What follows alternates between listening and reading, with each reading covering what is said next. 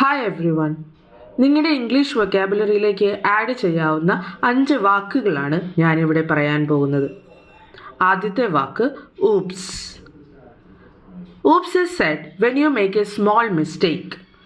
Oops, I dropped my pen. Next word is goofy. Goofy means silly in a very cute way. Example, he made a goofy face. Next word is yummy. Yummy usually means very tasty. We say this cake is yummy. Next word is giggle.